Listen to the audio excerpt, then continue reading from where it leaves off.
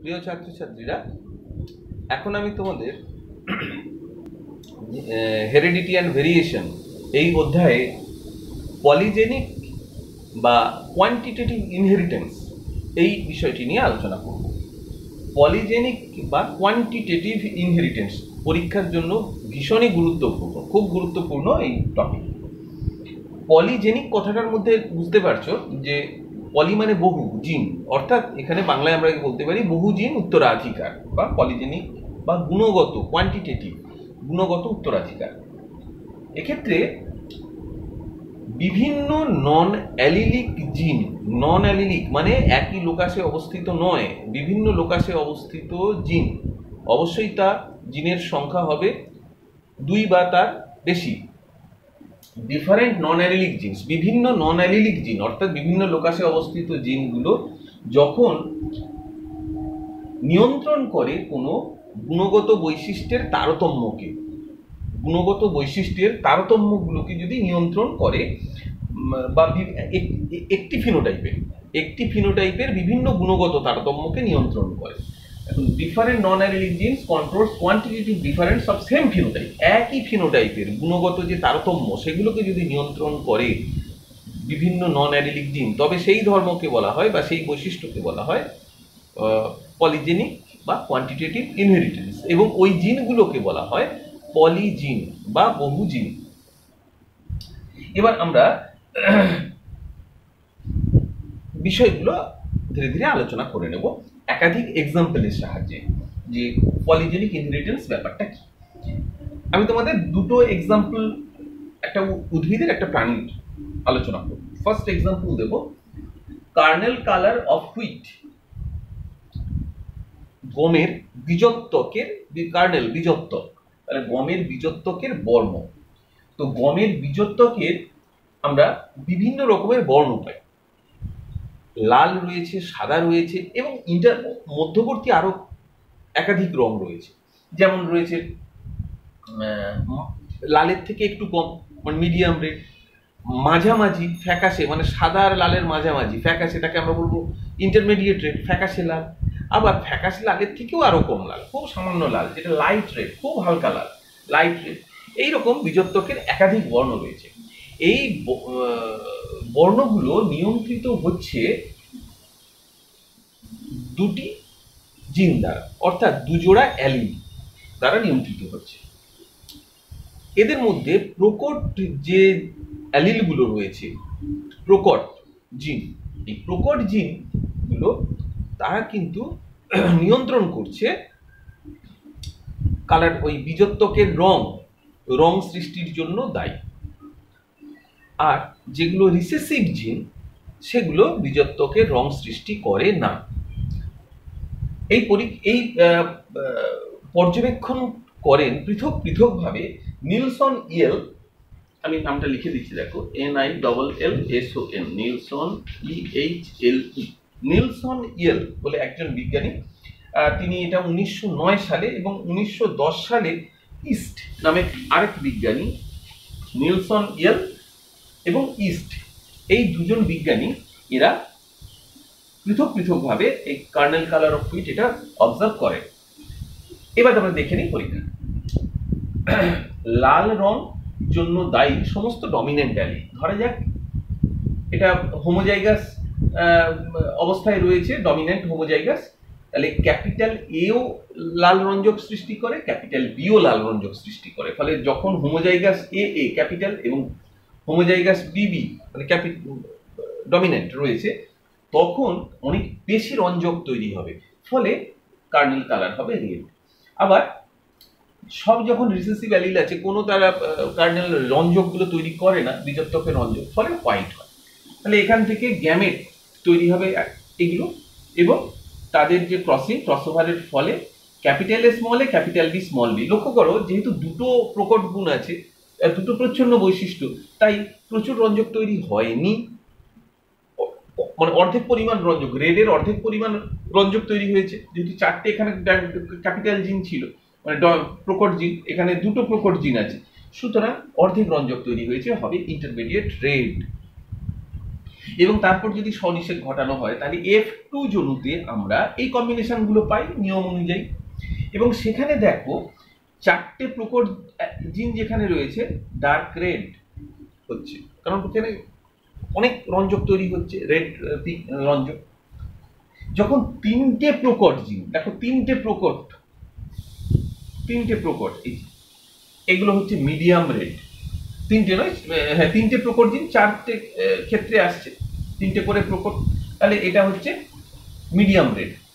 যদি 2টো করে প্রকট জিন হয়, দেখো এই যে এই অবস্থায় 2টো প্রকট ছিল এইরকম, ধরো 2টো প্রকট, কিন্তু 2টো বলতে এখানে যে দুটো এ হতে পারে, 2টো বি হতে পারে, অথবা একটা এ একটা বি হতে পারে, মোট কথা 2টো প্রকট যদি হয় জিন, তাহলে দেখো 1 2 3 4 5 6, এই 6টা হচ্ছে ইন্টারমিডিয়েট রেড, 6 ভাগ হবে ইন্টারমিডিয়েট রেড।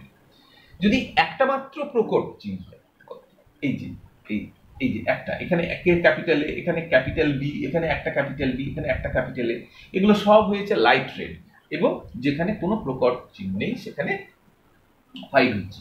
তাহলে এই যে F2 জনুর যে আমরা চেকার বোর্ড পেলাম, সেই চেকার বোর্ডে থেকে আমরা ফিনোটাইপ পাবো, 5 রকমের ফিনোটাইপ পাবো। দেখো dark red is to medium red is to intermediate red is to light red is to white সমান 1:4:6:1।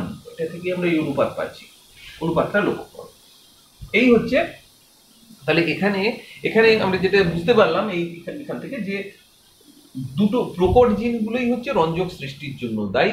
প্রকট জিনের পরিমাণ কম হলে রঞ্জকের পরিমাণও কম হতে থাকে, এবং রিসেসিভ যেগুলো রয়েছে রিসেসিভ জিন, সেই রিসেসিভ জিনগুলো তারা কোনো রঞ্জক সৃষ্টি করে না। তাহলে এখানে বীজত্বকের বর্ণ, দিস ইজ এ ফিনোটাইপ, একটা ফিনোটাইপ বীজত্বকের বর্ণ, that is controlled by more than one non allelic jeans.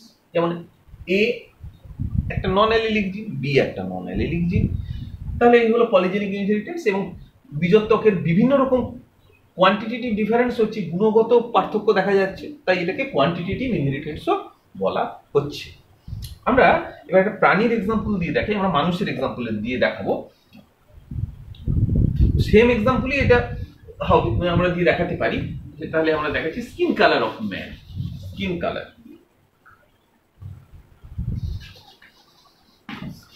Colour of man, এবং এই নিয়ে যে যিনি যার মতবাদ আমরা আলোচনা করব তিনি হচ্ছেন ড্যাভেনপোর্ট, বিজ্ঞানী ড্যাভেনপোর্টের মতবাদ। ড্যাভেনপোর্ট বলেন যে মানুষের ত্বকের রং মেলানিন রঞ্জক দ্বারা, তো আমরা জানি যে মেলানিন নামক রঞ্জকের দ্বারা মানুষের ত্বকের রং নিয়ন্ত্রিত হয়।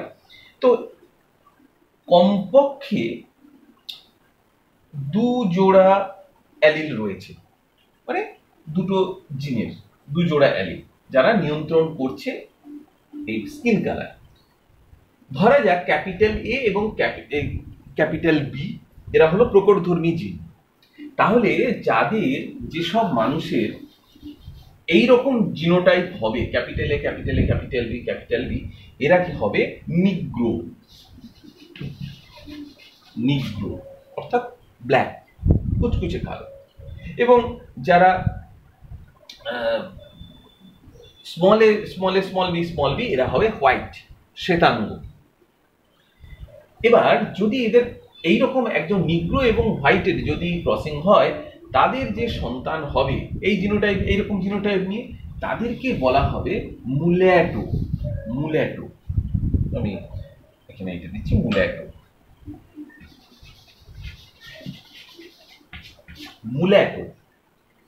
এইবার দুজন মুল্যাটোর মধ্যে আমরা সেলফিং কথাটা বলবো না, যেহেতু উদ্ভিদের ক্ষেত্রে স্বনিষেধ হয়, মানুষের ক্ষেত্রে তো স্বনিষেধ হয় না। দুজন আমরা যদি এইভাবে লিখে দিই যে দুজন মুল্যাটোর মধ্যে যদি বিবাহ হয়, একজন মুল্যাটো পুরুষ এবং একজন মুল্যাটো স্ত্রীলোকের যদি বিবাহ হয়, তাহলে তাদের মধ্যে এই ধরনের গ্যামেটগুলো তৈরি হতে পারে, এবং তাদের এই যে কম্বিনেশনটা আসবে তাতে এটা কি হবে, এটা হবে নিগ্রো। এই কম্বিনেশনটা নিগ্রো হবে কারণ সব প্রকটধর্মী জীব মেলানিন রঞ্জক তৈরি হবে, তাই এটা হবে নিগ্রো।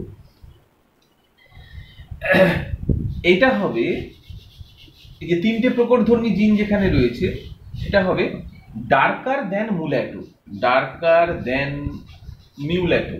ডার্ক মানে অধিক, মিউল্যাটোর থেকে অধিক। মিউল্যাটোতে দুটো প্রকট জিন থাকলে মিউল্যাটো, এটা তিনটে যেহেতু প্রকটধর্মী জিন আছে তাই এগুলো হবে ডার্কার দ্যান মিউল্যাটো, ডার্কার দ্যান মিউল্যাটো।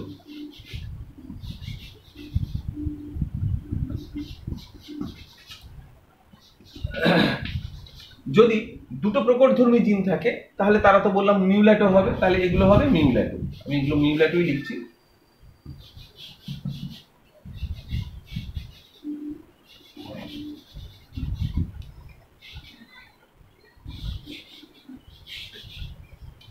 মিউল্যাটো, আমি এম লিখলাম, মিউল্যাটো।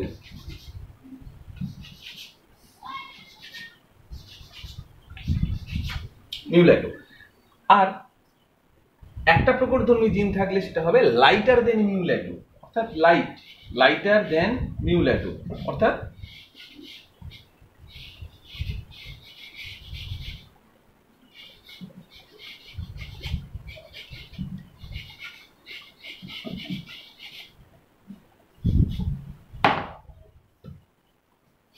LTM, lighter than mulatto, LTM, lighter than mulatto, এবং এটা হোয়াইট। তাহলে আমরা পাবো একইভাবে negro is to darker than mulatto is to mulatto is to lighter than mulatto is to white সমান same অনুপাত পাবো। তাহলে এইভাবে মানুষের যে বিভিন্ন রকমের ত্বকের রং হয়, নিগ্রো থেকে শুরু করে হোয়াইট এবং তার মাঝে যে মধ্যবর্তী বিভিন্ন স্কিন কালার, সেটা এইভাবেই নিয়ন্ত্রিত হয়। এক্ষেত্রে প্রকটধর্মী জিন হচ্ছে নিগ্রো মানে মেলানিন রঞ্জক সৃষ্টি করে, এবং প্রচ্ছন্নধর্মী জিনগুলো মেলানিন রঞ্জক সৃষ্টি করে না। তাহলে মানুষের গাত্রবর্ণের যে পলিজিনিক ইনহেরিটেন্স, এটা তোমরা বুঝতে পারলে। একইভাবে আমি আরেকটা এক্সাম্পল দিয়ে শেষ করব, সেটা হচ্ছে এছাড়া অনেক উদাহরণ আছে। মানুষের চোখের যে লেন্সের কালার বা আঙুলের ছাপ, তারপরে মানুষের উচ্চতা বিভিন্ন রকমের হয়, এগুলো সব পলিজেনিক ইনহেরিটেন্স পলিজিন দ্বারাই নিয়ন্ত্রিত হয়। তো মানুষের উচ্চতার ক্ষেত্রেও বলি যে 10 বা তার বেশি জোড়া জিন দ্বারা, 10 বা তার বেশি জোড়া জিন দ্বারা নিয়ন্ত্রিত হয় মানুষের উচ্চতা। এবং এখানে প্রকটধর্মী জিনগুলো বেটের জন্য দায়ী, অর্থাৎ প্রকটধর্মী জিন যত বেশি থাকবে তত বেটে হবে। যদি আমরা ধরে নিই যে 10টা ক্যাপিটাল মানে আমি প্রকটধর্মী জিন, 10টা প্রকটধর্মী জিন যদি একসঙ্গে কারোর মধ্যে থাকে তাহলে সে সব থেকে বেটে হবে। আবার 10টা যদি প্রচ্ছন্নধর্মী জিন কারোর মধ্যে থাকে সে সব থেকে লম্বা হবে। এবং এই 10 জোড়া জিনের মধ্যে কারোর 7-8 জোড়া জিন, 9 জোড়া জিন, 9টা প্রকটধর্মী মানে 3টে প্রকটধর্মী, 2টো প্রকটধর্মী, এই যে বিভিন্ন রকম সংখ্যা প্রকটধর্মী জিন, এটার দ্বারাই কিন্তু বিভিন্ন রকমের হাইট হয়। যে আমাদের যে বিভিন্ন রকমের হাইট রয়েছে, যে ধরা যায় 140 সেন্টিমিটার থেকে 203 সেন্টিমিটার, 140 সেন্টিমিটার থেকে 203 সেন্টিমিটার, এই উচ্চতার মধ্যে গড়পড়তা মানুষের উচ্চতা ঘোরাফেরা করে। এটা পলিজেনিক ইনহেরিটেন্সের দ্বারাই নিয়ন্ত্রিত হয়, বা পলিজিন দ্বারা নিয়ন্ত্রিত হয় মানুষের উচ্চতা। এখানে শুধু মনে রাখবে যে প্রকটধর্মী জিনগুলো বেটে করে এবং প্রচ্ছন্নধর্মী জিনগুলো উচ্চতার জন্য দায়ী। তাহলে আশা করি তোমরা পলিজেনিক ইনহেরিটেন্স বুঝতে পারলে। দুটো এক্সাম্পল, একটা প্রাণীর এক্সাম্পল, একটা উদ্ভিদের এক্সাম্পল, অবশ্যই ভালো করে উদাহরণ সহ মুখস্থ করবে।